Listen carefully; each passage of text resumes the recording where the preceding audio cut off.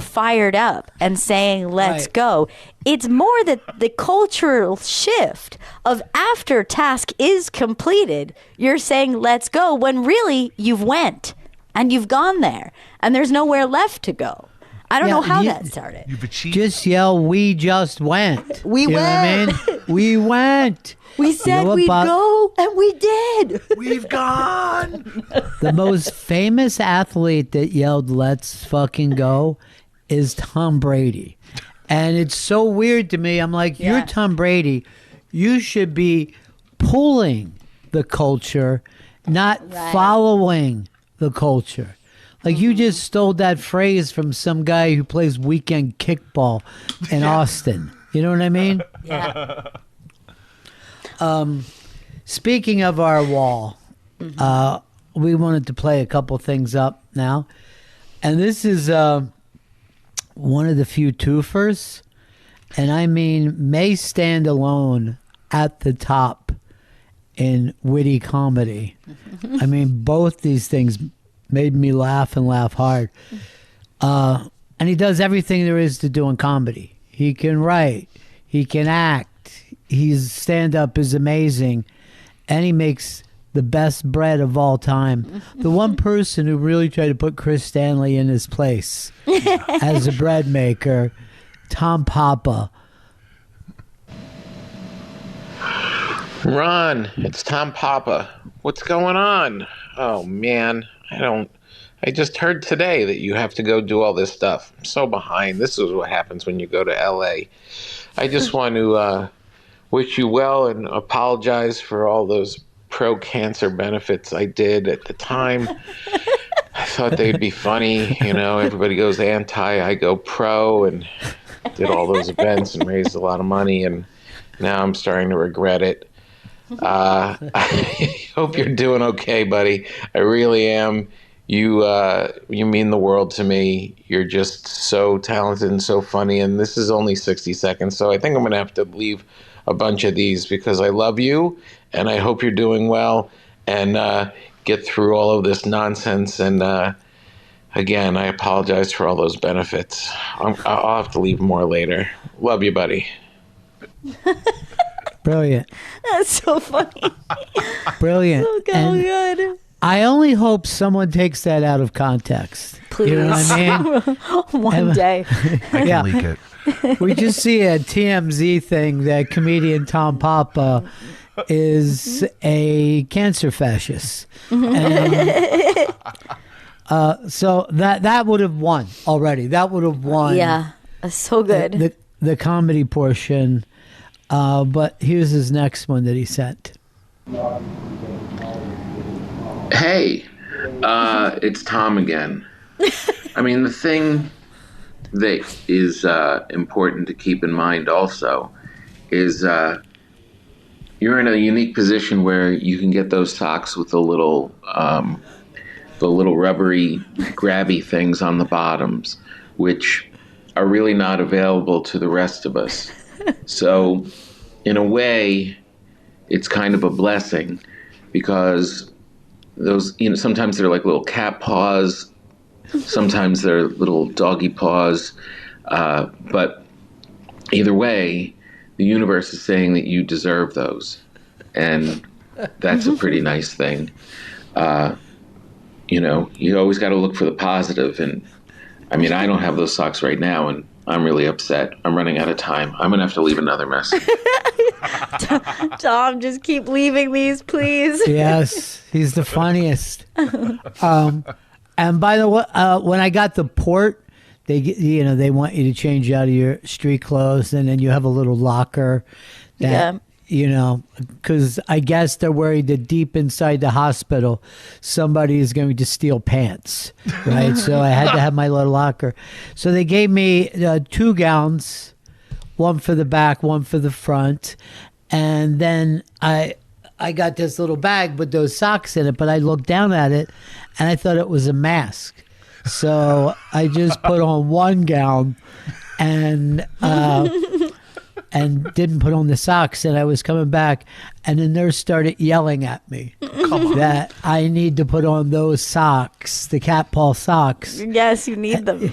She goes, "Where'd you get those socks?" I go, "These are my own socks that I wear, and I've been walking in socks, since I was 40. So you don't have to worry about me. I'll be fine."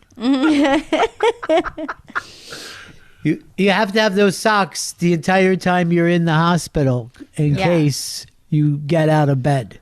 It's only when you go to the hospital or if you're like 2 years old do you get those little gripper socks. And they are nice. It's a nice feature. All right, let me just say one more thing about Tom Papa. He's as close as we can come in this country to Stephen Fry. You know what I mean? That classy way of being funny. Yes. A man where you can hear his comedy education. Yes. You know what I mean? Mm-hmm. Educated, but can talk to the common man. Yes. Mm-hmm. Yes. Exactly. He should be doing, history books the way Stephen Fry does. He's like a laureate of some sort. Which I don't know sort of- what you meant by that. Like What a- do you mean? Well, I know there's poet laureates, but he's like a comedy laureate. I'm guessing Here's what I laureate's a thought. positive thing. I thought you were going to Hugh Laurie, who used to do a comedy team with Stephen Fry. So I'm like, what is he saying? Laureate? Like it's a type of Hugh Laurie? I think it's just you're a very honored person. Yes. Yes. Been honored. That's all. Tom Papa, the funniest of the funny. Here's the next one. This is Jess. Jess. Hey, Ron. This is listener Jessica from Bucks County, Pennsylvania. Frequent, loyal listener, listening every day if I can. Hate it when Fridays are a recap show. I feel like you're part of my family. Gail, too. And Chris and Earl, you make me laugh every single day. Thank you so much for sharing your gift with all of us through these crazy times. I feel like I know you, which is weird too. Sometimes I'll accidentally tell coworkers that my friend Ron said so-and-so, and we've never even met, which that's just sad and pathetic, but just a testament of how much I'm thinking about you and sending you good wishes and hoping you feel better real soon. I love it. I love her voice. Yes, I love that so much. And I do think that Ron's your friend. I feel that way. Not only that, but I love Bucks County, and I might come down sometime and pick you up, and you can show me all the things that the Amish people are doing. I think that's where the Amish live, Bucks County. But it's nice country. We could look at antiques, Ooh.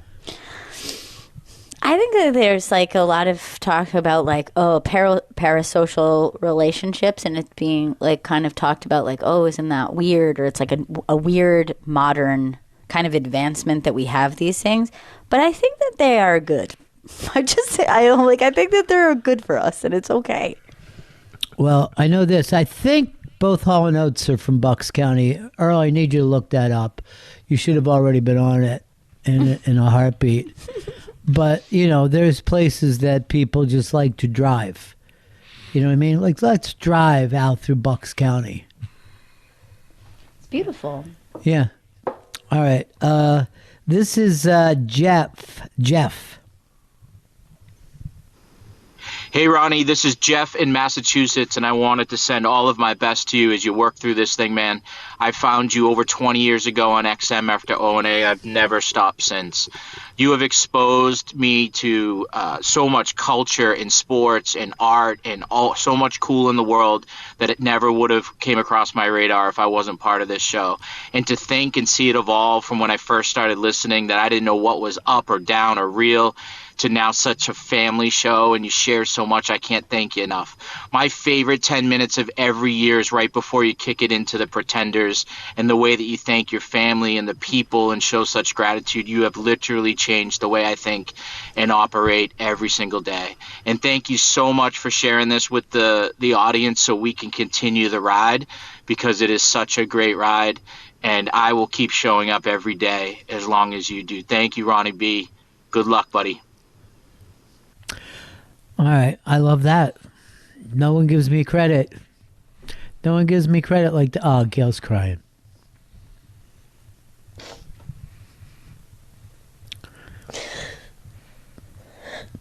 What do you think? So much for that, Jeff. Like, that was such a nice thing to say.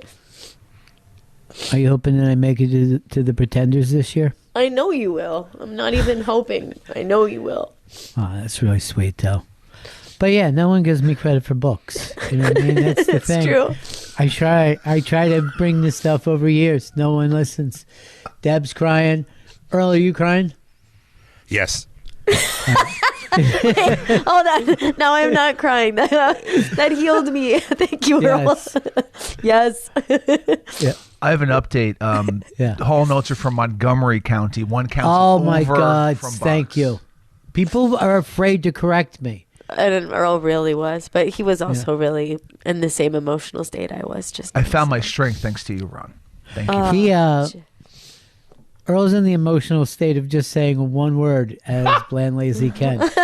Yes. Oh man, thanks for that, Jeff. That was sweet. That was really nice. Jess and Jeff back to back. Two of the best. By the way, you can be up on the wall. We love the wall. We love the people that put the wall together for us. The wall is our favorite thing in the world. I just realized it sounds like Trump when he's talking about the wall. I miss when that was his thing. It's a beautiful wall. Nobody's got a better wall than Ron. All right. Here's the thing. So we heard about the wall for 4 years, right? And now they said Trump has, fixed the border. The border is fixed. No one's coming in. And we did it without the wall. We never needed the wall. The thing that was promised to us wasn't even needed. And it was the most beautiful wall that never was. The only thing that came out of the wall was Bannon ripped a bunch of people off for it. He got away with it. That was worth it, though. Yeah. He got away with it. He really did. But yeah, I'm like, okay, Biden didn't protect the border. Trump did, but we never told how. And all we know is there's no wall, and it's great now.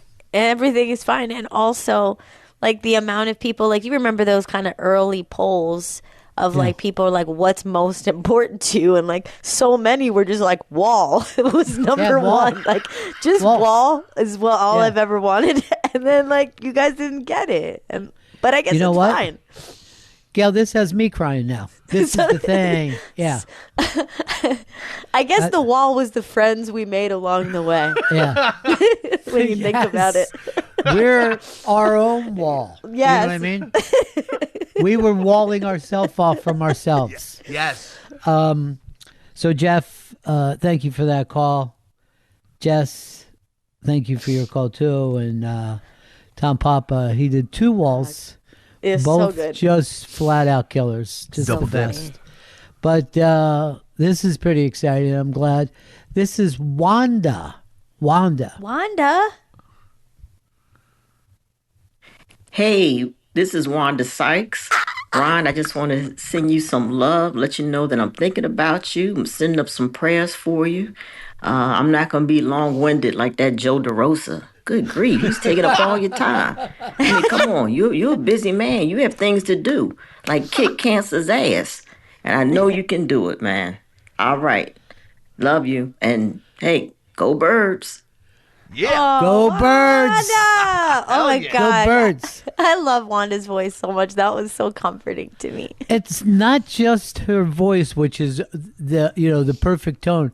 She has an accent unlike anybody else's. Yeah. It's very, her very accent is very much just hers. Yeah. And every word that she says is just fantastic. And I'm glad she took a shot at Joe DeRosa. Sure, You know what why I mean? not? He's long-winded. Yeah. And she's got the whole brevity thing going for her. Yes. It's the soul of And- it. Go Birds. Go Birds. Love that. Yeah, she lives in Philly now. Oh, that's so cool. I didn't awesome. realize that. Yeah, I remember when I did the Unmasked with her, like her story is so interesting. Like she had a government job for a long time. Was just the funniest person, working at work, and then one day just went up and did stand up. And then, her career has just been unbelievable since then. And I think that's the funny thing is like that's that thing where you're just like the funniest person at your job or something, and people are like, you should be a comedian, and like that's not true always. And like it's weird in this circumstances. Anyone who said that to her was 100% correct. Yeah. But here's the other thing that's funny. You can ask any comedian, hey, who was the funniest person in your school or at your job? And they have somebody else that they're like, I hung out with this dude that was so funny, or there was this girl that I dated that was just the funniest thing, and it never dawned on either one of them to do this. Like, Chris had a friend of his that was so much funnier than Chris was, and that guy's name was also Chris. And like Chris lives in Brooklyn. Yeah, I mean, look, Yeah. it's funny how life works out, I guess I'm just a barnacle. Barnacle life. I knew a guy who was so funny, and to this day I still am like, I can't believe he doesn't do stand-up. I can't believe it. And the weird thing is, he's a performer, he's an actor, and he's obsessed with like doing like wanting to make it as a dramatic actor. And I'm like, what are you doing? Your timing is insane. He's somebody who's like funny when they're trying to be, and funny when they're not, and funny when they're mad, and funny when they're talking about nothing. And I'm like, I don't understand what your obsession is of being the next great dramatic actor. Like, you're insane. You have a gift. What's wrong with you? That's what's really funny on SNL, when a dramatic actor will come in and kill because they do own the world of timing. But instead of trying to get everybody to cry or get scared, they're finally aiming it towards jokes. And this friend of mine is a gay black man and is also obsessed with like being like, and by the way, I can play straight. And I'm like, but you shouldn't. You shouldn't, because who you are is so much better than anyone that is written on a page. I promise you. I just figured out who this is. It's Earl. Yes. Earl, why don't you listen and go for the comedy? Why didn't you listen to my advice? Like, remember how funny it was when I said, are you crying too? And he was like, yes. I mean, Crushed it. that was killer. Nobody could nail that the way you did. Robot is crying. The Iron Giant. Yeah. Those are all funny. You can be part of this project. Chris, tell them how they get here.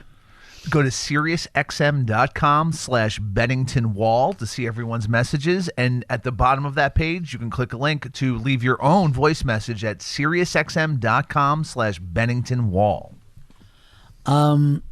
You're not going to believe this happened in real time, but it just came in. And Deb has alerted me, and I swear to God, it sounds like I'm making this up, but I'm not. Tom Papa has sent another clip while we're here. I just want this to be your personal voicemails from Tom Papa, and it's just daily. Please. Ron, it's Tom Papa. I just wanted to say last night I was at a baseball game in Chicago, and I was thinking about you and how lucky you are that you didn't have to eat hot dogs.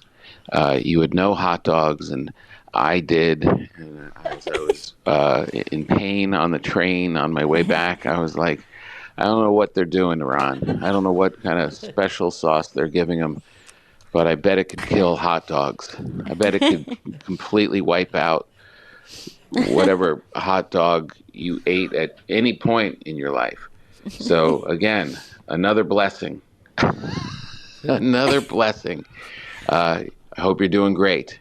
Can't wait to leave the congratulatory message of you killed it all. Hot dogs and everything.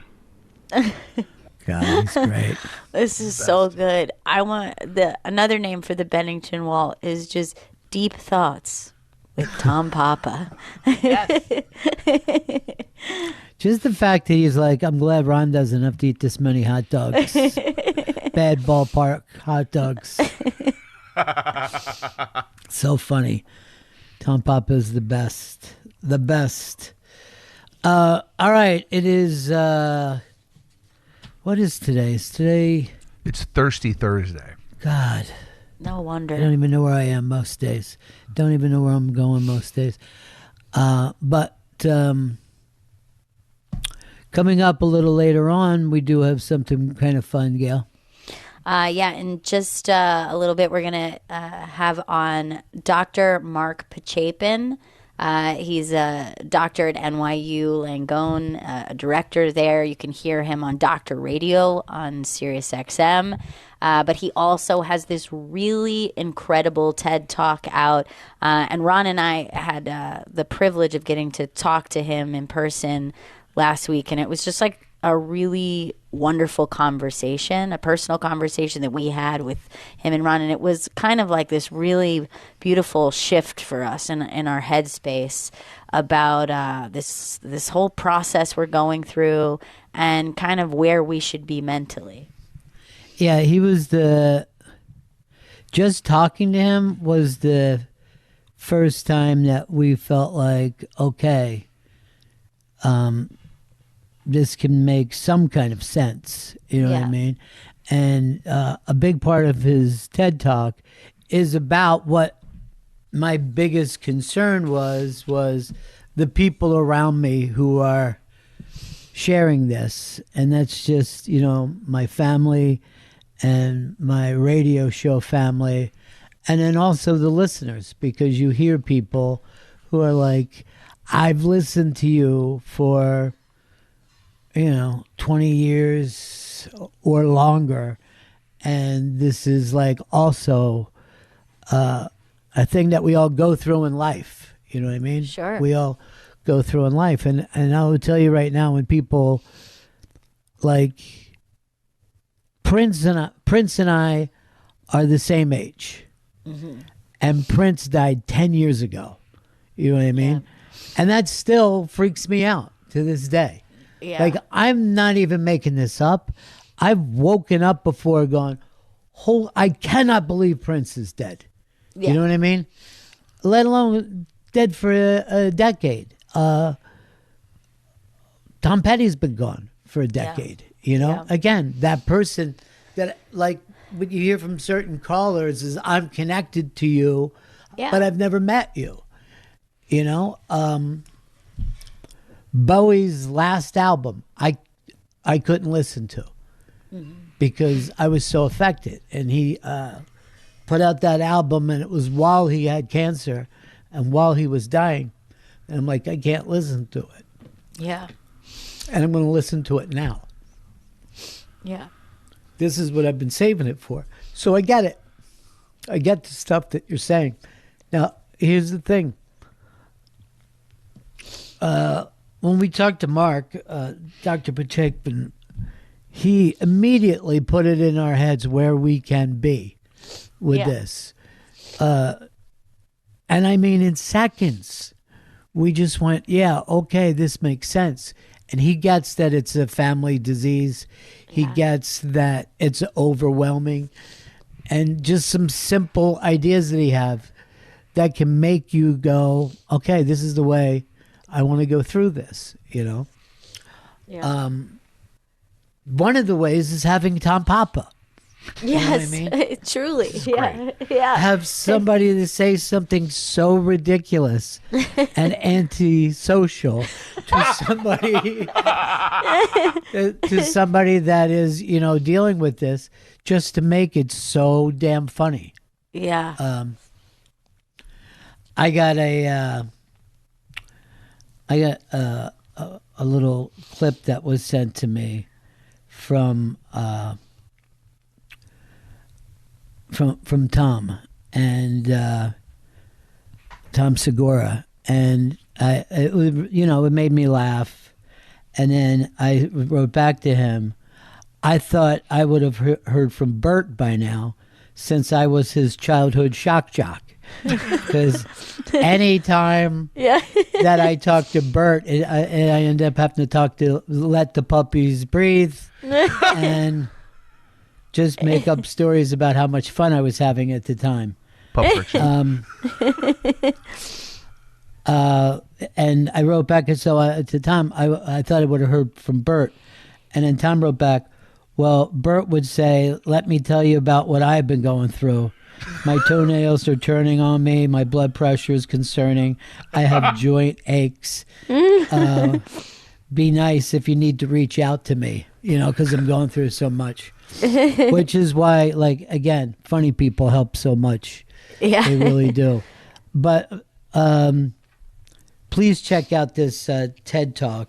It's called How to Face Medical Diagnosis with Hope. And it isn't limited to cancer. If you have elderly people in your life, if you have somebody going through hard stuff. I have a very good friend with ALS. I actually heard from some people in my past that I haven't talked to in 30 years. Guys that I came up with in Florida. And then one of them wrote, I'm praying for you I'm praying for you every night, even though I haven't talked to you, even though we didn't end on the best circumstances. And it made me smile because this wasn't a guy who prayed. And then, I wrote back, I only remember the good stuff and I will accept your prayers. And he was like, yeah, I've had 4 heart attacks since I've seen you.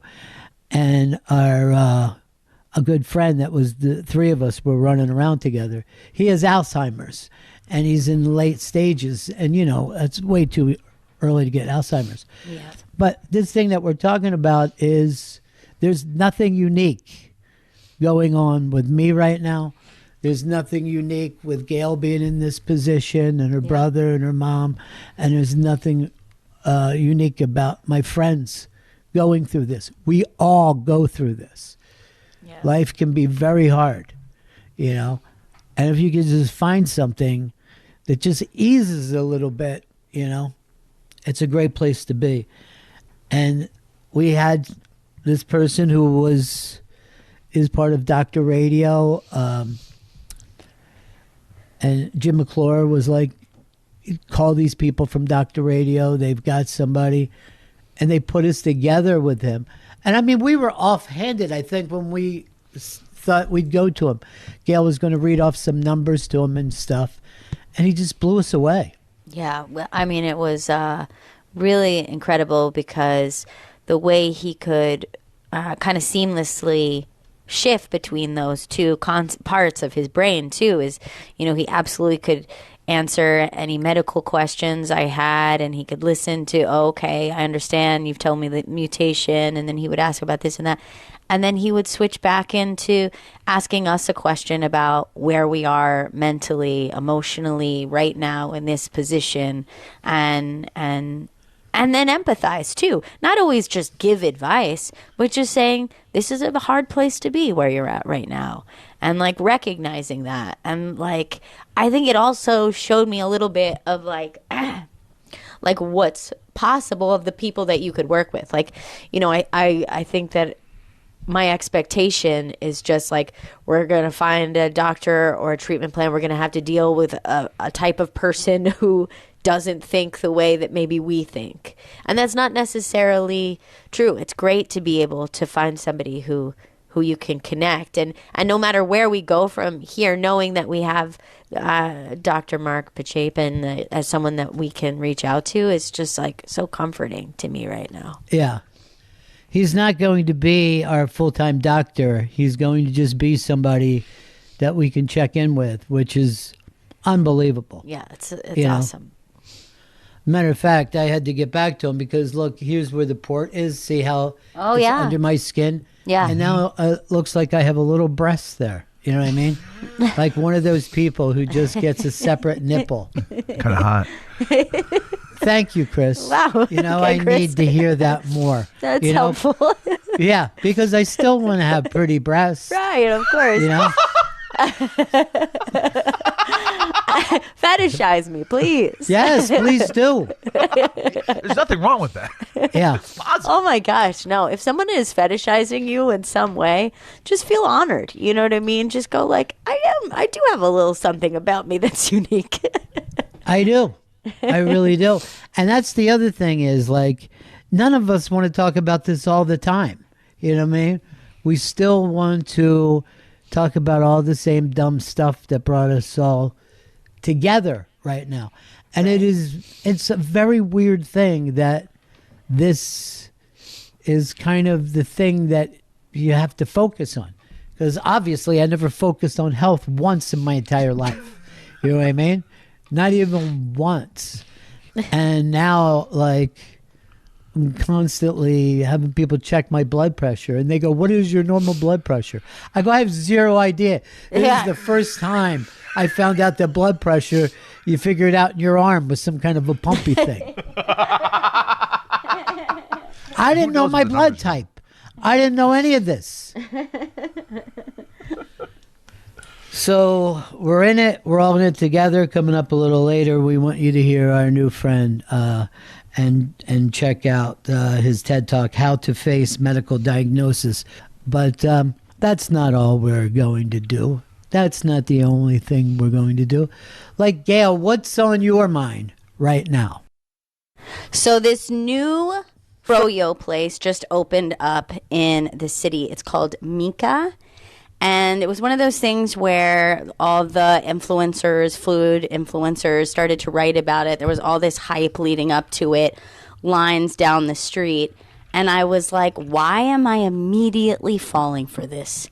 I wish this wasn't working on it. Am I the kind of person who's going to wait out in line for a froyo? No. And yet I'm like, can't wait for those lines to die down because I'm going to need that froyo.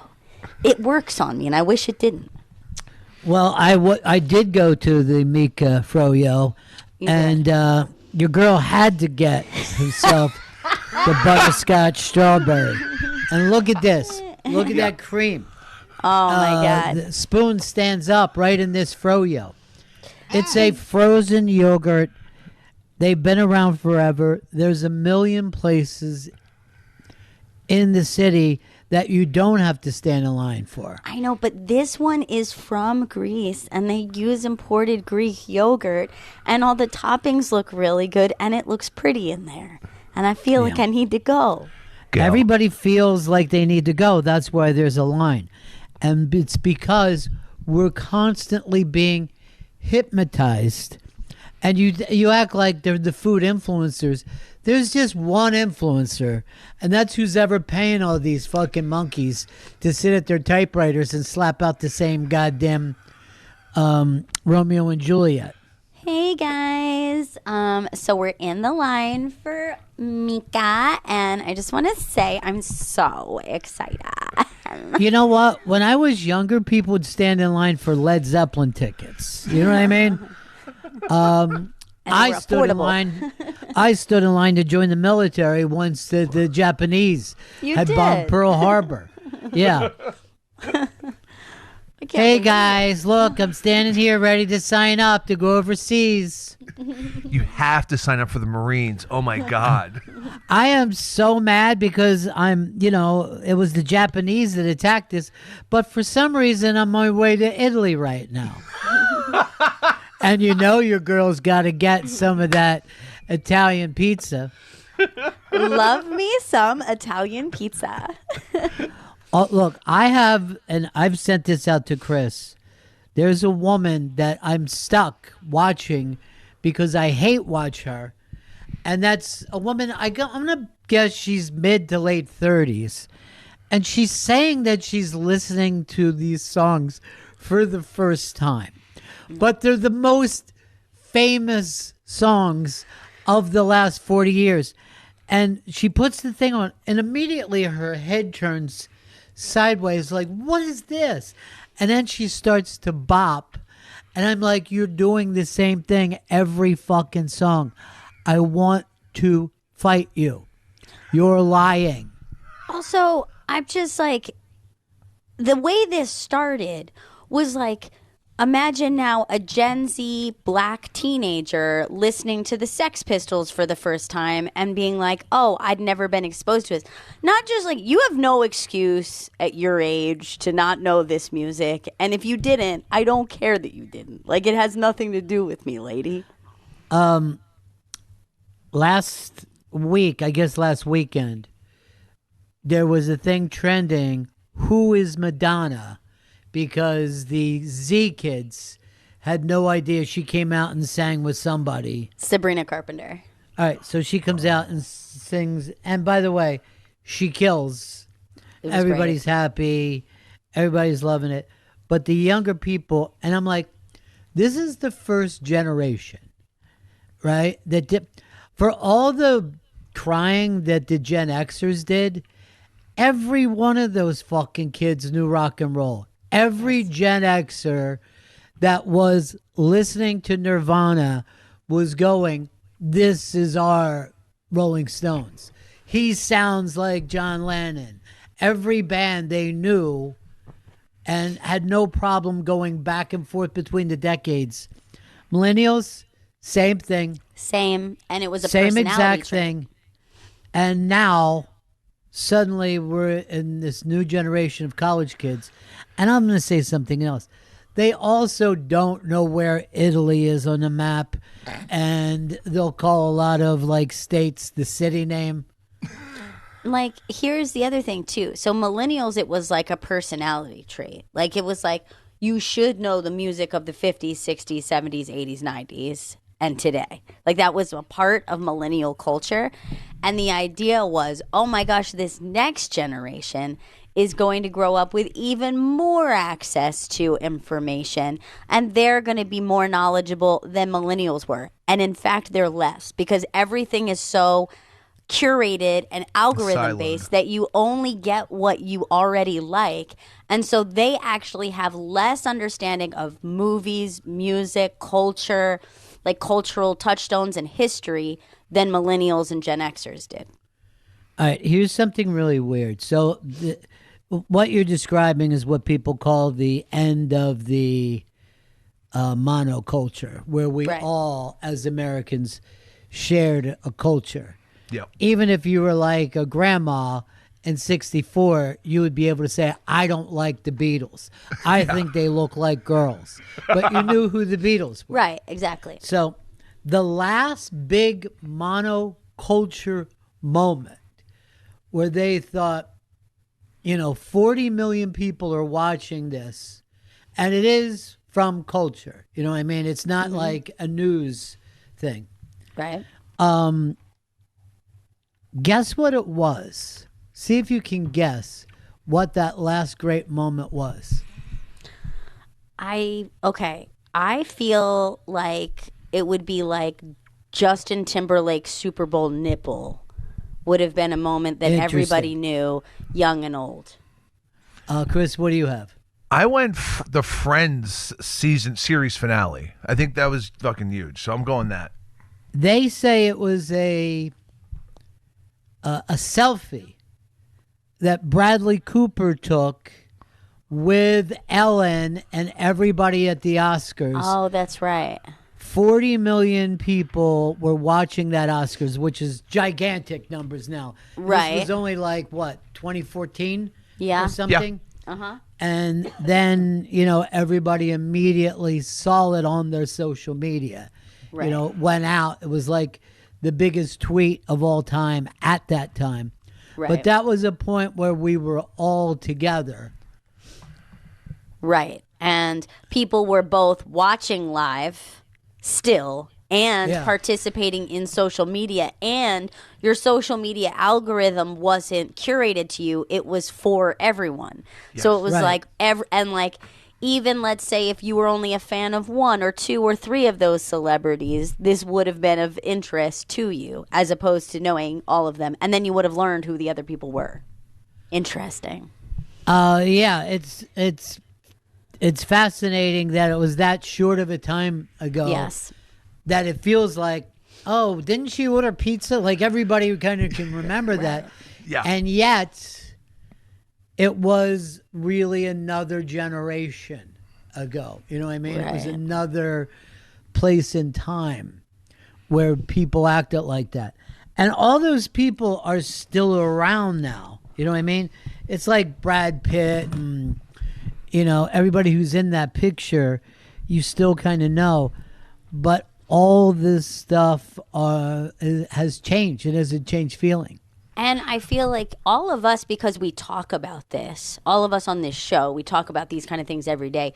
We realize the way that the algorithm has changed, the way that this has happened like while we've been doing the show, right? Like the shift of social media. Oh, yeah.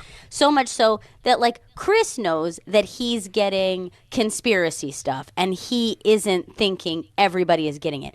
I know that not everybody on earth watches Heated Rivalry and knows every person who's on the show and follows their career. I know that's curated to me, but it's fascinating the amount of people in the world who are like, everybody's talking about, and you're like, oh no, dude, like that's you. That's being sent to you specifically. And not everybody understands that, and that's interesting to me. I feel like everybody's talking about pop music. Pop music. pop music. I find it funny, dead center right above Ellen in that picture is Kevin Spacey just looking like he's having a great time. Didn't age well, I guess. That was the last time that he enjoyed himself. It really is. Yeah. That was the last time the door wasn't locked. Him and Ellen now canceled. Oh, yeah, Ellen too, yeah. It's true. For different reasons, obviously. I mean, I don't want to lump them into the same category. If you read the things I read, it's not that different. Right. Again, my algorithm that's fucking blasted my brain into space. She had a pizza party, if you get my Oh, drift. gotcha. Get it, za. And also, like, there was a time where, and like, it'll happen like to a smaller degree, but there was a time not that long ago where a video could go viral. A funny video could go viral. And on Monday, we have all seen that video and could talk about that video without having to have sent it to each other. Now it's like, oh, I know Ron would find that funny. I know Chris would find that funny. I know, like, and I can parcel it out to my friends. But those things aren't going to go super viral in the way that they used to. Right. We'll never have, like, I don't know if we'll ever have, like, another, like, David After Dentist or, like, a Charlie Bit My Finger at the same level as we used to. Damn, Daniel. I wonder if we'll even have another Gangnam Style. You know what I mean? With that God, thing I wish. where it gets so big. That was really strange because it was like at the cusp. It was like obviously BTS and all the other Korean pop stars. Yep. Like that It started. didn't even make sense. Yeah. Yeah. No, it did exactly, and it was just this weird video that everyone just started watching and talking about. I have a friend who's South Korean, and her family, like her grandparents still live there. She goes there a lot. And when Gangnam Style came out, like her mom was like texting her like, everyone is talking about this Korean kid. Like, they're talking about South Korea. Like, it was this exciting concept. And they're like, this means so much. Like, I know it's a silly song, but he's put South Korea on the map. Isn't that funny to think that's not that long ago? And now South Korea is like, there's constantly movies, music, cultural things that come out of there. In the way that, like, we used to be with Japan in, like, the early 2000s, I would say. Yeah. And then Gangnam Style was 2012. So it's good 14 years of that rise of like Korean culture, South Korean culture specifically. Do you think they even see that as a, ground zero the way you do, Chris? Do you think, because that thing was organically done, where now there's almost like this boy band factory thing and girl band factory. And like, if you look into it at all, it's like puppy mills. You don't feel good about the product at all because of the stress that they put these kids through. They have to see it as like the inception point, right? Because Gangnam Style guy, Psy, he was like, like a 40-something overweight chubby dude. And you see what's coming out of there today. It's like a twink. It's just twinks, one after another. That's why I'm saying I don't know whether they see. I'm sure they think of some more corporate thing is what started it all, and Gangnam Style was just like a joke piece. Right. Yeah, you know what was really eye opening for me? Because even though Korean culture is popular, it's usually, especially the music, obviously, popular with a younger generation than I am. So I don't necessarily, I'll maybe know some of the names of the groups or whatever. But it was so eye opening for me when the woman from K-pop Demon Hunters who sings like the main, as one of the main characters, and then she's also the songwriter. She is in one of her acceptance speeches talking about like she's in tears. She's like, "This means so much to me. I was, trying to be a K-pop girl, and I went through the process. And then they said to me, 'You'll never make it in K-pop, and you'll never be in one of the girl groups.' And it crushed me. And I was like, oh, I had no idea the level of pressure there is. Like they're all trying to be like the Disney kids of like the late '90s, American Idol. Yeah, it's like, and here's the thing. Yeah. But imagine there was only American Idol. right, You know, exactly. there was no other way to do anything. And even now, if you want to be, an actor or a singer, you should really start to train at like 6, 7 years old. Yeah. Because the amount of pop stars now that you could see singing at that age and they're at ball games or whatever. Yeah. Nobody Yes. was like, hey, look at Mick Jagger when he was in 5th grade.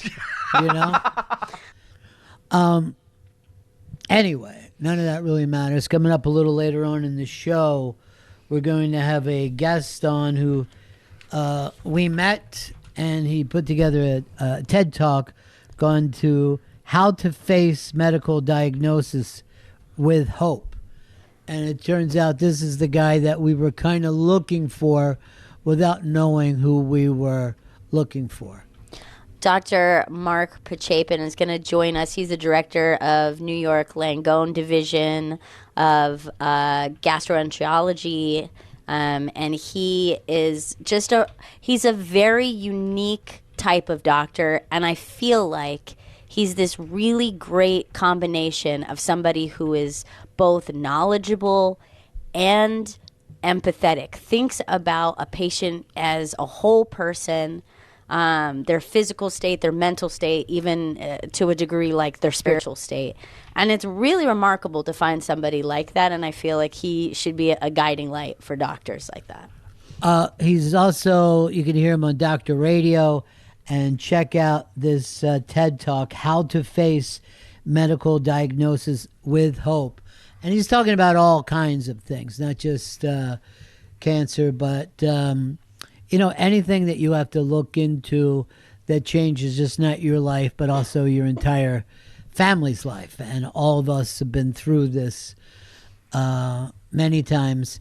And the recommendation came from Jim McClure, who told Deb, there's some really terrific people over there at Dr. Radio, and Deb got in hold of the PD, and the PD said, I'm going to give you the guy who is the guy who knows how to do this. Yeah. So Gail and I met with him, we talked, and it was extraordinary how he was able to figure out exactly where we were at that time and say, here's the things. And he's actually said to me, what is it that you want? And I told him, which is basically, I want to be able to walk into this thing and feel okay about my family and my friends, and, because they're going through this too. And I mean this as well as my work family. You know what I mean? Yeah. Chris and Deb and Earl are my family. They're Gail's family. And we're all involved in this together. And he goes, oh, that's perfect, because I just did this TED Talk. I didn't even see the TED Talk until after we met with him. So that's coming up in just about an hour or so. We'll try to end the show with it, but we'll take a break right now. This is Bennington. Faction Talk 103, it's the Bennington Show.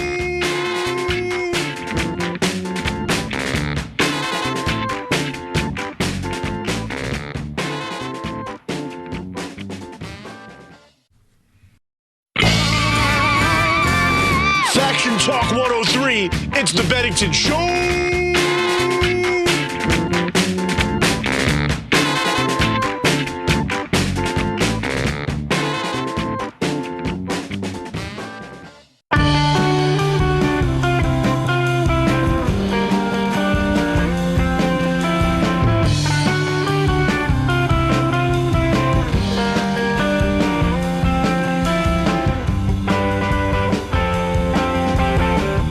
Bennington is back, and coming up a little later this hour, we're going to be speaking with Dr. Mark Pachapin.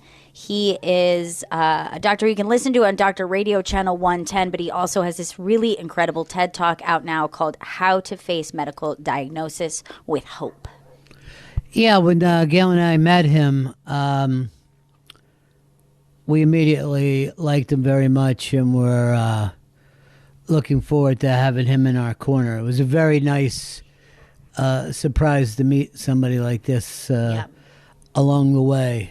And not everybody, you find out a lot of people like, the lady that she got caught with somebody else at the Coldplay concert on the Kiss Cam? Yes. Of course, yes. Well, turns out that Coldplay never contacted her to apologize. And she was surprised about it. Why is this woman All right, so that happens. I think TMZ found her. And right like a week before that, she's doing a tell-all with Oprah on her banging some dude. Why is she trying to be famous? I have no idea what she does, who she is, or what's going on. That's because you're not going to all of her interviews. You know Check the out whole the story. interviews. You'll get the backstory. You'll understand why she was sleeping with her coworker and why this is really Coldplay's fault. And I agree with her. What? I think that was rude. And you know what? I don't like it's bad when someone kisses and tells, but when someone sees someone kissing and then they tell, that's even worse. It's blowing my mind. This lady's doing a PR tour. She's just an HR lady who was getting some strange. Look, the lead singer of Coldplay, Dan Coldplay, he always, you know what I mean? He likes to play around and do like some audience stuff, because the music isn't enough. So in this case, he tries to find people kissing. And he did. Mm-hmm. Was she the one that jumped out of it, or was he? He was the one who made it so much worse.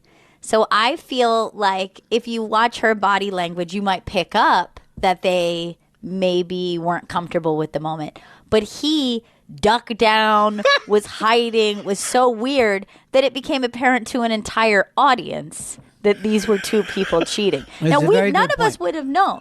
Right. None of us would have known. Maybe, maybe they would have got caught by their neighbor or something and eventually their spouse found out, but the world wouldn't have known. It's a really good point that if they just stayed cool with it, Yes. they'd just be some faces that were on the screen and disappeared. That's Exactly. it. It's like his handling of it was so uncomfortable. So it's like he really was insane that this guy just blew the whole thing up. It's as if like his wife and her husband were also at the concert and would have seen them on the fucking Jumbotron. Even Coldplay should apologize and maybe even write a song about "We're sorry that we put you on the Jumbotron." Yes. No, please don't ignore this woman. She's not a good person. Why do you hate her? Why are you slut shaming her? You're slut shaming is what it is. And I notice he isn't doing this about the fella. He's Right. he's just a guy. Men are going to do what they do. Boys will be boys. Right. But this whore wants to get famous off her whoring. That's what you sound like to us. Zero slut shaming. This dude isn't on Rogan fucking going on talking about Coldplay screwing Oh, him yes, over. he's in the right. He's not. And so the male equivalent of Oprah is Rogan. Okay, I got you, Chris. All right. Here's the thing, Chris. Yes. She and her husband were on a break. You know what I mean? Oh, were they? Yes, Yeah, like yes, friends. they were. Yes, he is actually the one who was being extra sneaky. She was in the process of divorce. I'm just saying. She didn't do anything wrong. I hope she gets a 3-picture deal with the new Paramount Studios. I hope so. I'd like to see more of her. I think she's going to be running CNN soon. Oh, again, another woman. What? You know what I Yes, mean? exactly. The CBS lady. Barry Weiss. You know what? I would never slut shame this woman. I hope this helps her get more dick. I want her to get as much dick as she wants or doesn't want. All right, straight up. But I just Doesn't want so non-consensual dick That's is what you fucking just disgusting, wow, dude. Chris. What the fuck? Wow. I'm saying I'm all for her sucking and whatnot. All right, do we have to have a curse jar for you, bro? I 'Cause- noticed that you don't yeah. want her to receive oral. You want her to suck, Earl. but you didn't. Hey, can I just say something I've noticed? That a lot of women are now starting to refer to that as head Yes. when someone goes down. And that was the initial thing for men or women. And then it got like, oh, sorry, boomer, you're using the wrong terminology. Well, that's funny. Why is the terminology back then if it was so bad? Thank you. I know why. Because Janis Joplin used it. So I have no problem using it. I mean, if you think of it, you are receiving head from either, like the head of Very the true. opposite partner. Yes, of is- course. It's yours on a platter.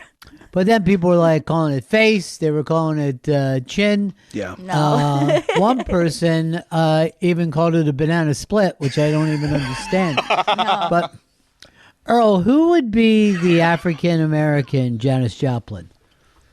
Probably Tina Turner. No, I'm serious. Like somebody really that had a great voice that could fucking just crush it. Etta Not James. that somebody that wore a short skirt and danced with 3 other people. That's hot. I get it.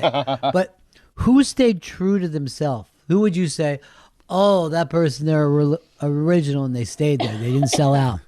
Etta James. Come on, man. Let's be in this fucking era.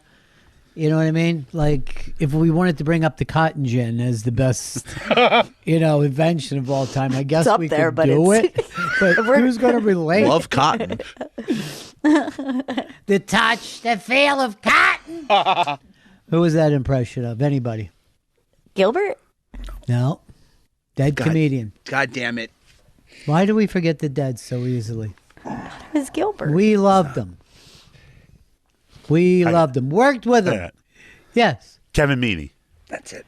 First of all, great, but why would you go, hey, yeah, yeah, instead of just saying Kevin Meaney? What was the hey, yeah, yeah about?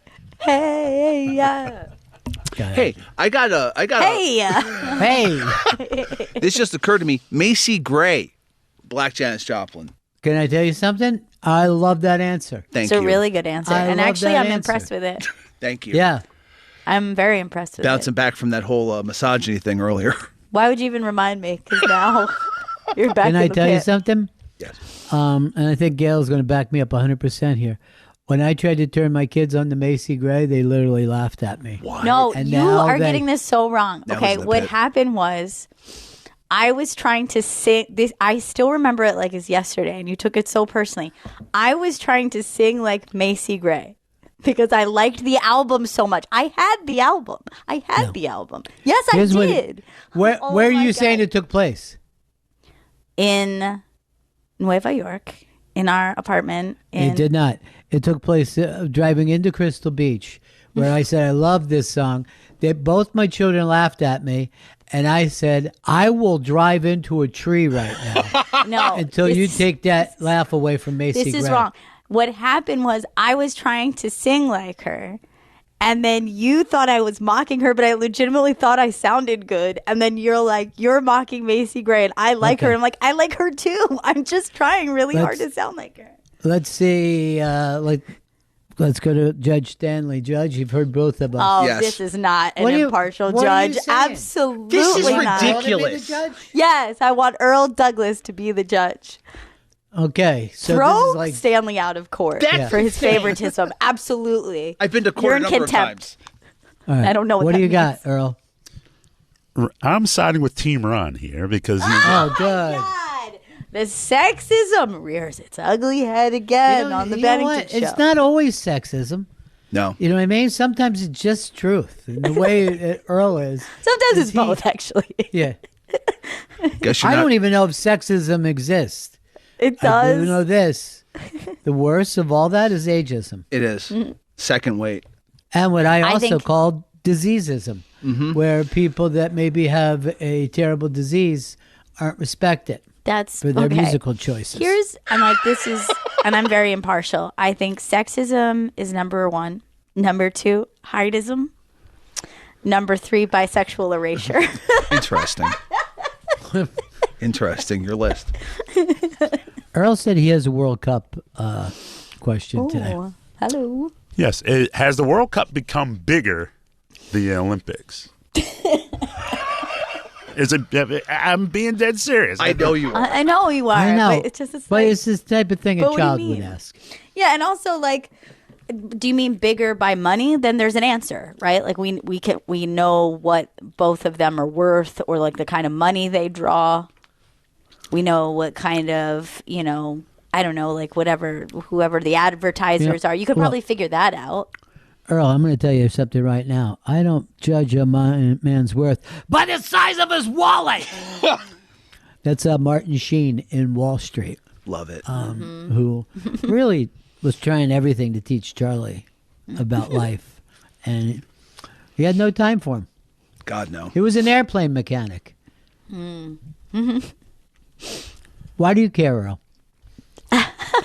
There's just a lot of hype around the World Cup. And Hype doesn't make something bigger. Look, every country is involved in the Olympics, okay? The World Cup is just the soccer countries. So, no. Soccer is big. It's bigger than American football. Matter of fact, Trump has already said we need to change the name of football, which I have the idea for throwball. I like that. I like it. Because 90% of the plays now are just throwing. So, hey, you going to watch throwball? Monday Night Throwball? Right. Hell yeah. So Earl brings up The problem I have right now is pitchers disagree 100% with me. Shit. Right. Okay, they're gonna have a problem with that because Yeah. they feel the throwiest. oval throw. It is an oval, right? I would call football an oval. Okay, here's the thing. If you think about it, there's really one guy that's doing all the throwing. It's more catch ball because it's the catching that's most important. Well, you would think that, but who gets paid the most money? QB, throw man. Yeah, the throw ball. Okay. Also, He's Tackle the ball? thrower. Tackle ball. Tackles, you don't make near as much as the quarterback. here we go. Block ball? Ball handle. Because everyone's What? handling ball. That sounds, That you ain't know all. what you're doing. I Into understand. the curse jar. Into the curse jar. Yep, you're in big trouble for that one. Earl brings up. By the way, when we talked to the doctor today, Chris, yes. you shut that curse hole of yours. Please, Zippin'. please. We've made a very nice, respectable friend that That's we'd awesome. like to continue this good relationship with. Dr. Mark Pachapin means a lot to this family. Please, Chris, be cool. Just be cool. Best behavior. All right. Zip mouth. So let's go over this for you, Earl. Which, whether it's World Cup or the Olympics, which has more sports in it? I mean, obviously, there's more Think Olympic about it. sports. than Think. What? What's you the speak. answer? the Olympics. Okay. And what has more athletes? The Olympics. All right. So what are you going by? What's your thing? That you can't It- score a goal in every Olympic sport? I'm going by. There just seems to be a lot more excitement. There wasn't. By I didn't who? think there was a lot of Yeah, excitement. for the I Olympics feel this like year. this World Cup is nothing but negative publicity. Exactly. Yes. Same as the one that was in Qatar, or whatever the name of that thing is now. Yep. FIFA is a bunch of fucking crooks. Yep. It's Yeah. ugly, man. I'm hoping we can get past it to have fun with it. That's how I feel. I mean, Earl, I was shocked. I feel like this last Winter Olympics was the biggest Winter Olympics I've seen as far as hype, Yeah. excitement in a very, very long time, to the point that like it created a lot of stars. It had a lot of hype. People were really excited about it. I don't feel like we've got that right now. But with I the wanted World to do this. Well, I mean, we still months out. It's June. Yes, true. I think the one way to judge is how expensive is a train ticket. You know what I mean? And it's going to be Right. $150 to go in Jersey. And then because of that, Philly said, we will do all our buses for free. Anyone who needs to catch a bus, it's free. But then you're on a bus. Well, they're going to use buses too with the train because I don't think you're allowed to walk. It is illegal to walk. Yeah, to the stadium. Yeah. Also, this came out. FIFA. So people got into a lottery system to get tickets, and so for the lottery system, FIFA put aside all of just the worst seats possible, so they could sell and make money off of the better seats. I saw this has happened with all sports. It's like they fucking attempt to gut their biggest fans. But I saw a thing with the Knicks. The guy put out a thing. So the Knicks had put out a shirt for everybody depending on your section. And they wanted everybody to put on these shirts. And they said not one person did it. And the reason why is they're not the kind of fans that would get excited to get a shirt. They are very wealthy, shitty, fly-by-night bandwagon fans. And it's because of the ticket prices. And also because of the ticket prices, you have a certain kind of person who's like, this is the fit I picked for the night. 100%. You know what I mean? Like, I'm not throwing a T-shirt on what I just picked to be at the game in this very social setting for me.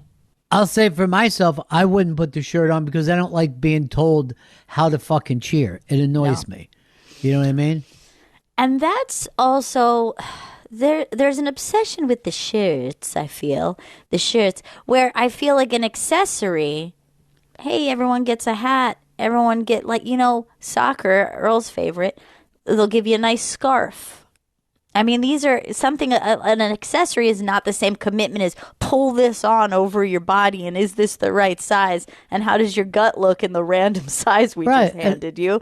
Like, and also you're wearing a shirt at the time you get there. What are you supposed to do? Take your shirt off? And then be bare-chested next to strangers and then put your shirt on?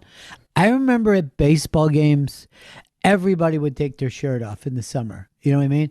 Like spring training, everybody had their shirts off because you were fucking getting tan. And now, like, a man taking his shirt off is considered flat out sweaty, disgusting. Nobody wants to be around that person. Body types is why.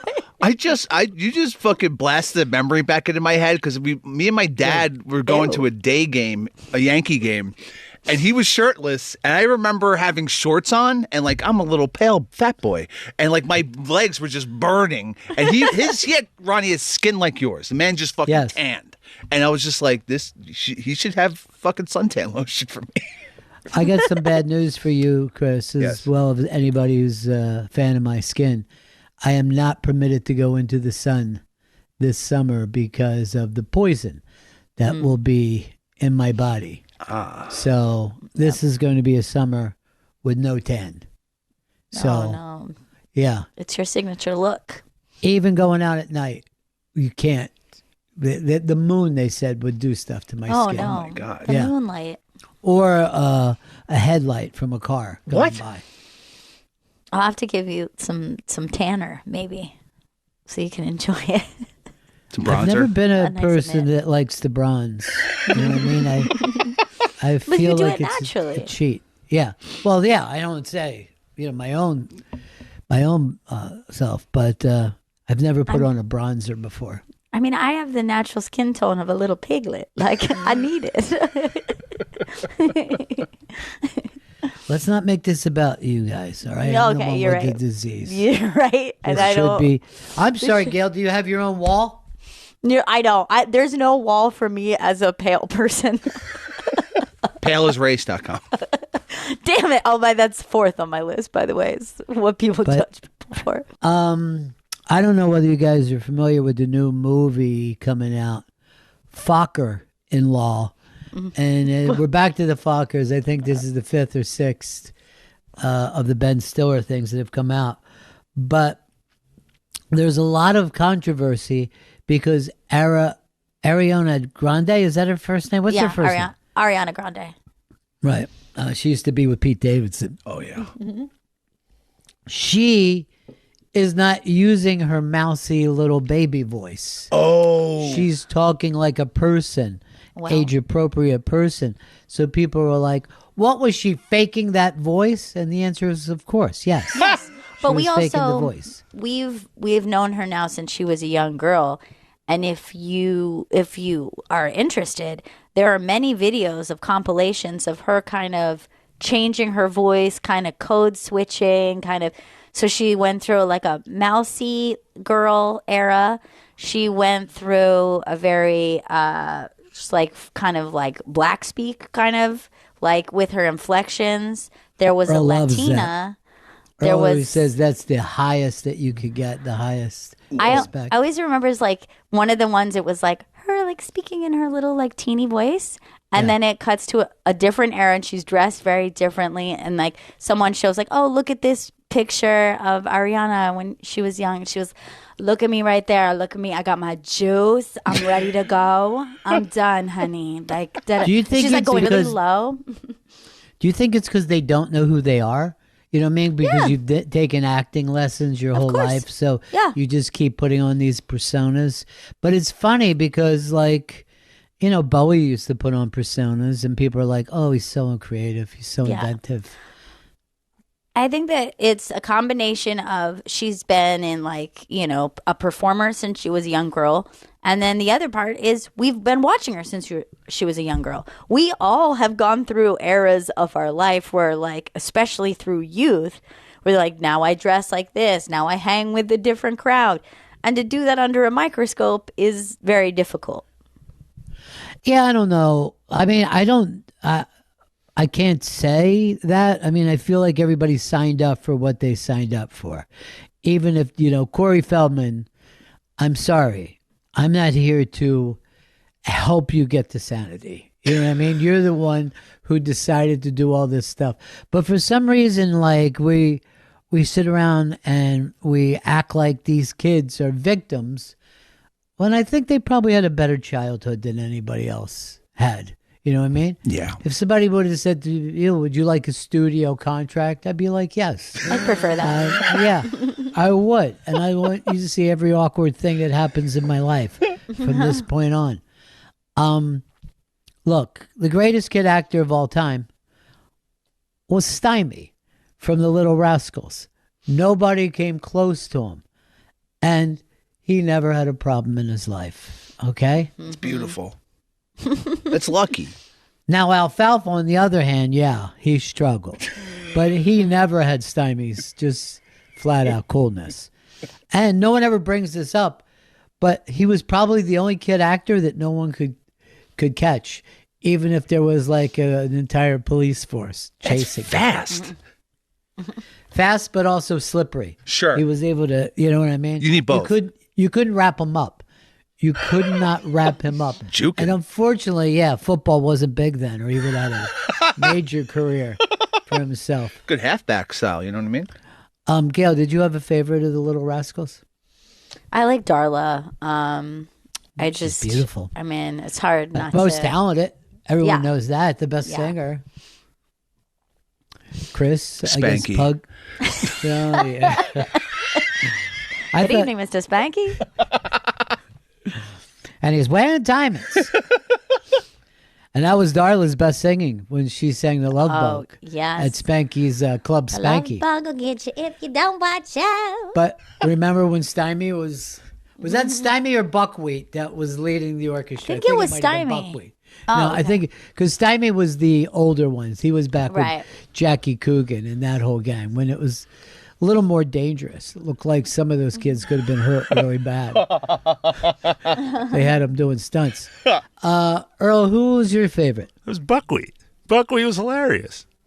He was just like, Our preferences speak very loudly, I feel. Yes, they do. Yeah. Because to me, Stymie was fucking cool, and Right. Buckwheat was kind of Uncle Tomish, if I'm going to be 100% real about it.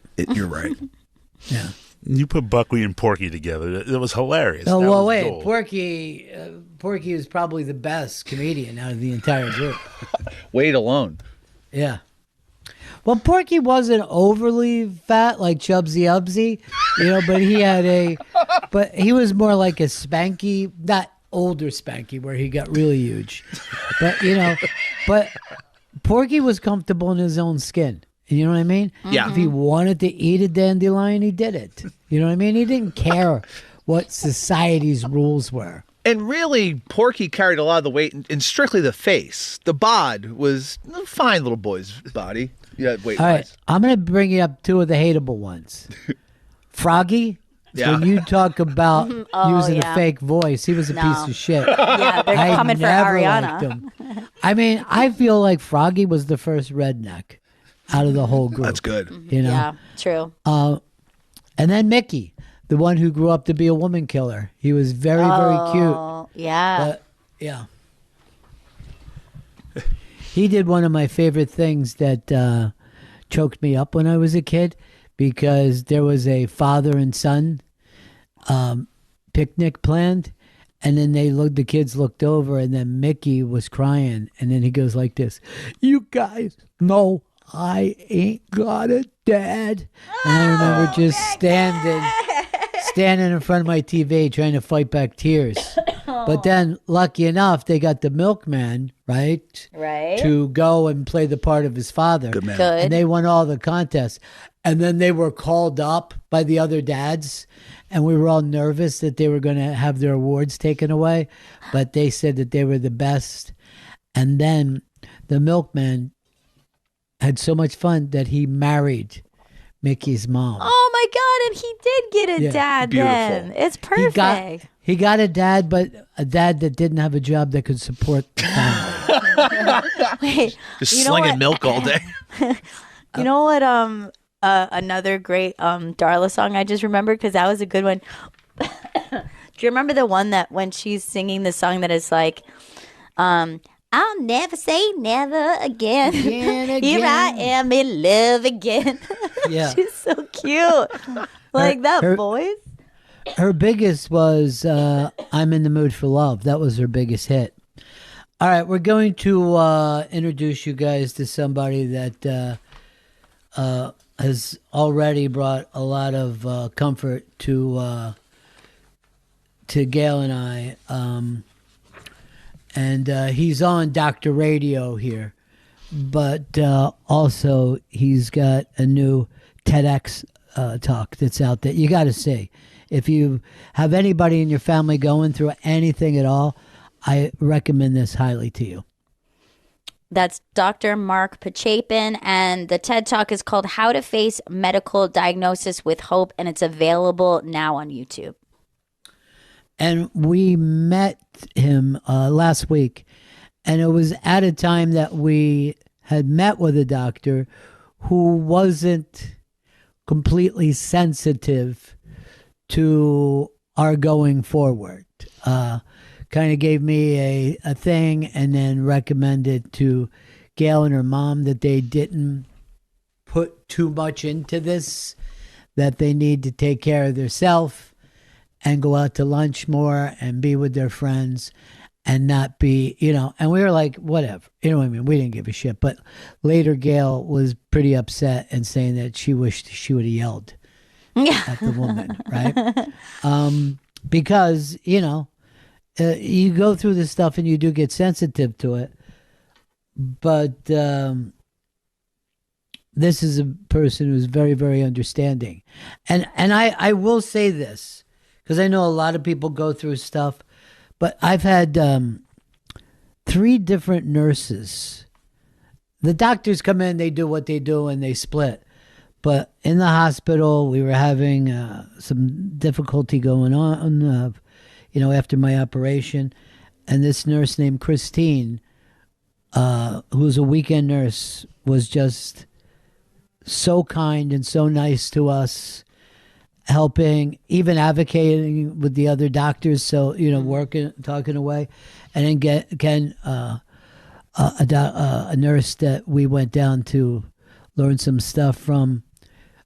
Gail was there, Deb was there, and he was like a saint. You know what I mean? The way he treated not just me, but the whole family. And then I have a home care nurse, Carol, who I think she's only allowed to be here so many times with the insurance or whatever. But we just love her. You know what I mean? Yeah. Like she's really come in and not only helped take care, but, you know, tried to almost train Gail's mom for, you know, when these things come up. It's just, it's stunning when you meet these kind of people. And that's what we have with our good doctor now, who I already consider to be a friend. Yeah, I agree. It's unbelievable how much that human connection goes such a long way when you're going through this, because no matter what your like medical journey is that you have to go on, it's overwhelming. It's new to all of us. The diagnosis is new to us, even though it's their world. They're used to it. But we met him at the exact right moment that we needed to hear this, and everybody should hear this. The TEDx talk is called "How to Face Medical Diagnosis with Hope," and it's brilliant. And it's way needed, and it'll make you feel like a human being as you're going through this stuff. Let's bring him in. Here's Dr. Mark Pachapin. Joining us now, Dr. Mark Pachapin. He is a director over at New York Langone, and he has a TED Talk out now, How to Face Medical Diagnosis with Hope. It's now a TED Editor's Choice. It's available on YouTube. We also have it linked in our social media. And you can hear Dr. Mark Pachapin on Dr. Radio Channel 110 on Chiefs Rounds. Welcome, sir. Good to see you. Same, Ron. Nice to see you as well. It's very interesting. When we met you last week, you answered so many questions that we didn't even know that we had yet. But just when I told you what I was hoping to get out of this experience, you were like, yeah, I just did a TED Talk on this exact thing. It's mind-blowing to me. The world works in a crazy way. We're all connected. And the TED Talk on hope, I think, is the common thread of humanity. It's what drives us, what we need in the medical community. And it's something that is very important to me for healthcare practitioners, but also for patients, to empower patients to never give up hope.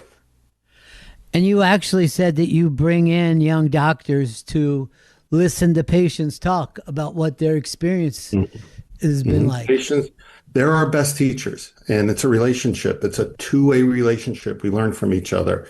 And the one common bond is trust.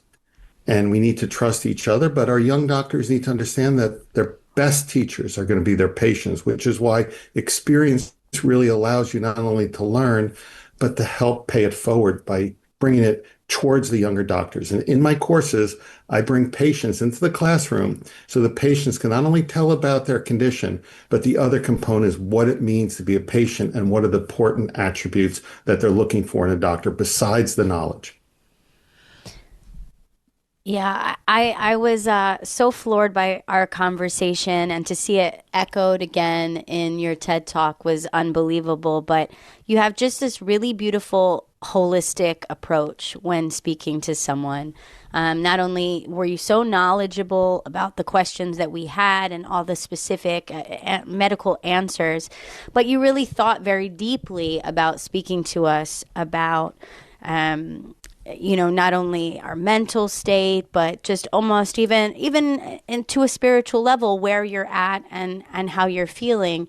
I think that's incredible for doctors to know, because I think we kind of simplify it as like bedside manner, good or bad bedside manner.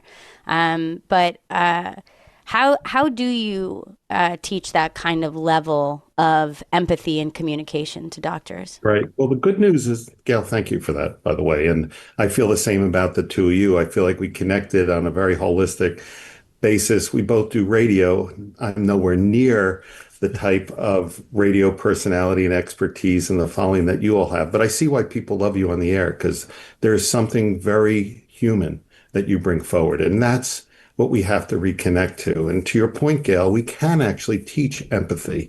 Empathy is about listening. It's about caring and providing hope. And sometimes, as a mentor of mine once said to me, holding a patient's hand may be more important than examining it. Sometimes we spend so much time on the medical details, we forget that we have a human being suffering who is frightened. And I always tell patients to take difficult diagnoses in hurdles. And I think I said this to you, Ron, that the first hurdle is to find out what the diagnosis is. The next hurdle is to figure out what the scans or the pathology shows. That if you just look towards all the different possibilities, you always end up in a bad place. But one step at a time, you can get through it. And there are beautiful people around who can actually help us get over these hurdles. And one by one, we get to that finish line. I think you teach doctors, you teach trainees that they have to actually listen to what a patient is telling them and not just assume you know everything that's going on, because very often we create scenarios that are very different from what a patient's trying to tell us. Sometimes I'll just say to a patient, tell me why you actually came here, because I'm not exactly sure. And then I start counting 1, 1,000, 2, 1,000, 3, 1,000. Sometimes the silence is critically important. And then a tear comes down and they tell me that they had a friend with a condition or a parent or something, or it's an anniversary. And then important information starts coming. So we have to give people time. We have to connect to the why. What are they concerned about? Because sometimes it's different. The patient's concern and the doctor's concern are actually different, but we have to understand where the patient's at. They are our teachers, and they are the ones that are telling us what's going on. I know just from being at the beginning of this, I feel like I got drafted into a war that I did not want to fight. You know what I mean? It's very, very strange to even think how overwhelming all of this is.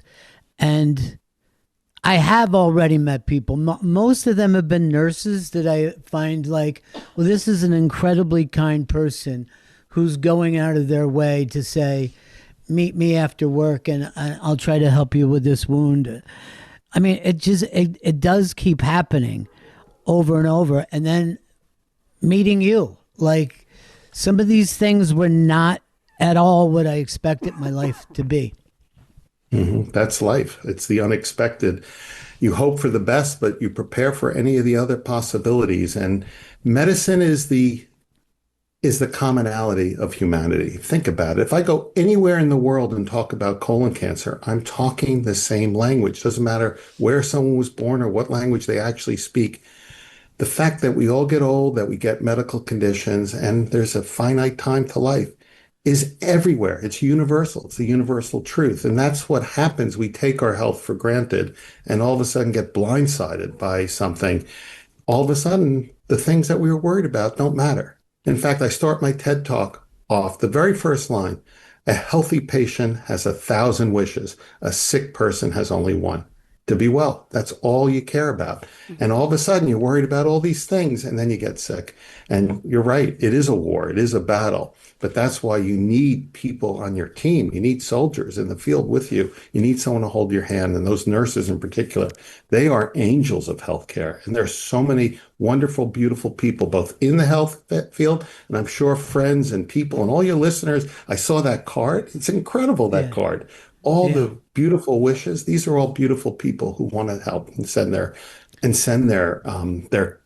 sympathy and their encouragement and their hope. Yeah, many of those people I've never met in my life. Some of them are people that I knew 30 years ago, and then they just reach out and say, you know, we had this experience. I love you. I'm praying for you. My family's praying for you. That was something I didn't expect. SiriusXM put that together, but I can't tell you how helpful that has just been for my spirit, just to see that. Mm-hmm. Really makes a difference. And I always tell people to reach out to others, that human bond. In fact, study after study shows that the most important thing that not only keeps us healthy, but keeps us going and gives us strength and joy is relationships. It's the relationships in our lives. And by the way, not just our strongest relationships, our family, our spouse, our children. It could be the person who serves you coffee. It could be the person you say hello to sitting next to you. That act of kindness creates all of these wonderful endorphins and decreases stress hormones that actually make you healthier and more joyful.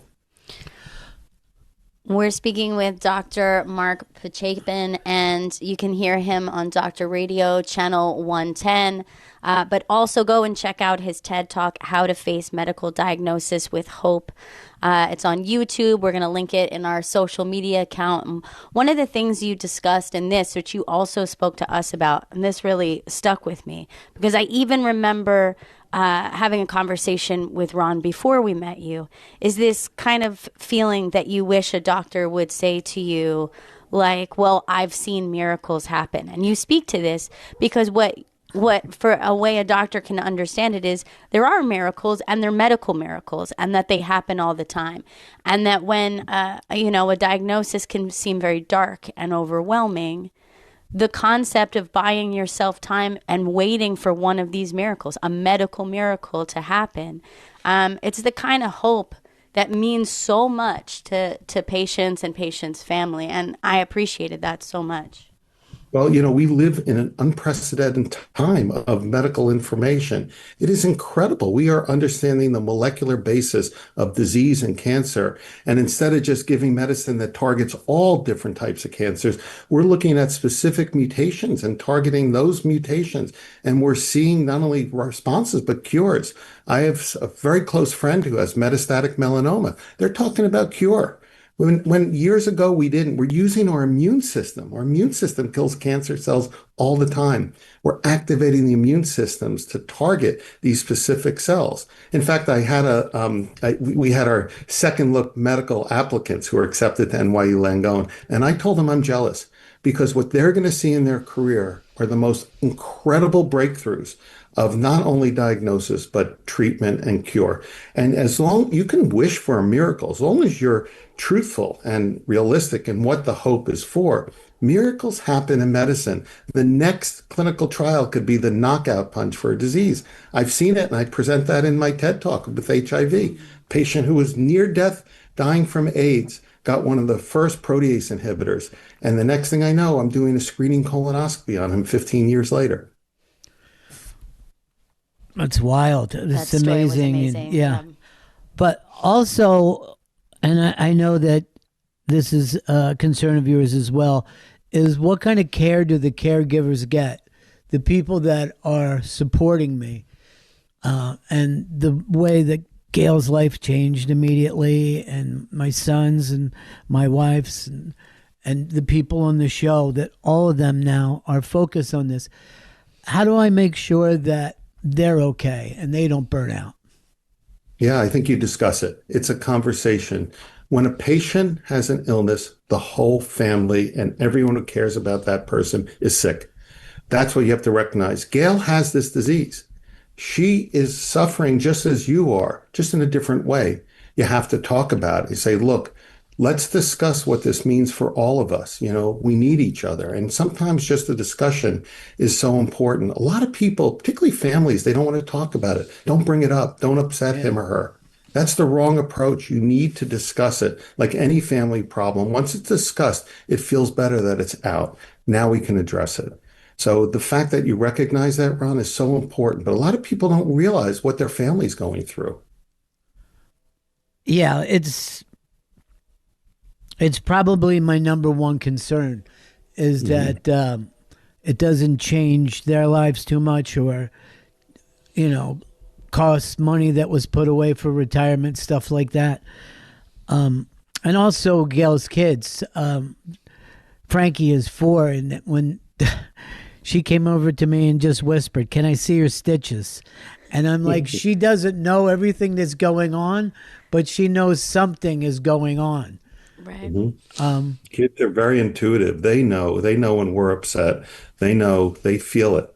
And I think getting everybody to be on the same page. And Ron, there are things you can control and things you can't control. We talk about this in leadership development and training all the time. You can't control the diagnosis, but you can control how you treat each other, how you communicate it with the family, how you tell them your feelings. And look, it's a difficult time, but at least if you don't try and make believe it doesn't exist. Some people try and make believe you're going to have good moments and bad moments. That's okay, but so is your family. The fact that you're all in this together makes somehow it able to get through. It's interesting to me too. Is like, you know, the difference of when you're kind of a patient advocate for someone in your family versus when you're dealing with it yourself.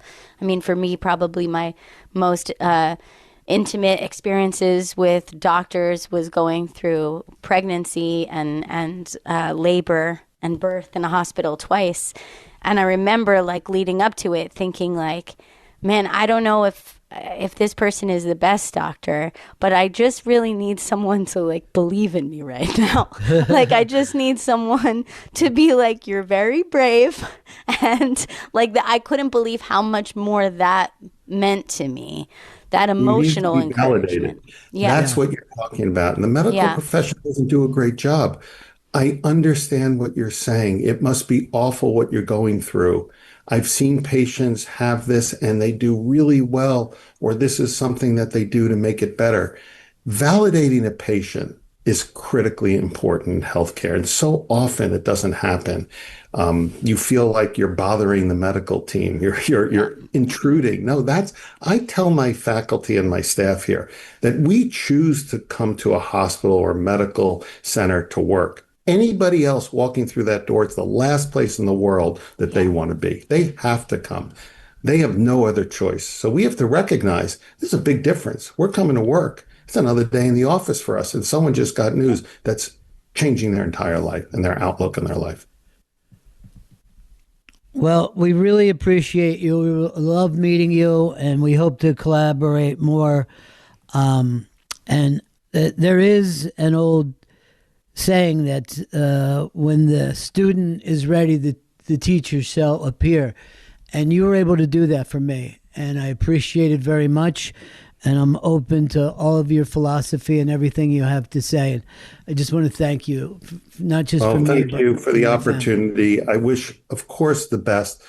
There's so much going on right now in the world of colorectal cancer. It's incredible, Ron. So just you take it one step at a time, respond to the first treatment, you get through the first surgery, you get through your first round of whatever the medical intervention is.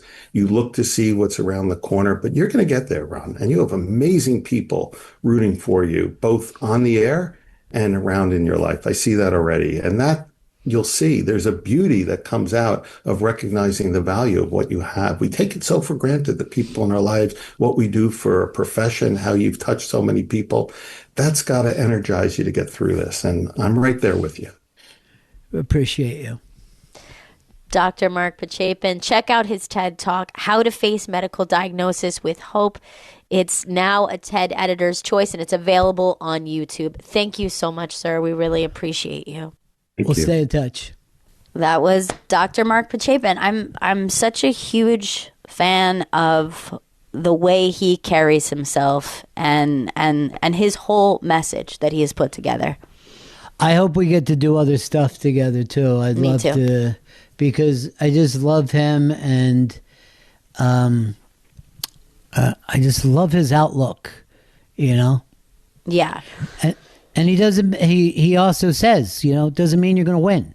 You know what I mean? But then you figure out a way that you could have some dignity, and that kindness and science goes a long way. You know, both of those go a long way. So he's just fantastic. Yeah, and he also said, you know, something that is great to kind of hear is like nobody is asking for false hope. You know, like that's definitely not what anybody needs. And yet there's a way to be real with people and gentle to who they are as a person.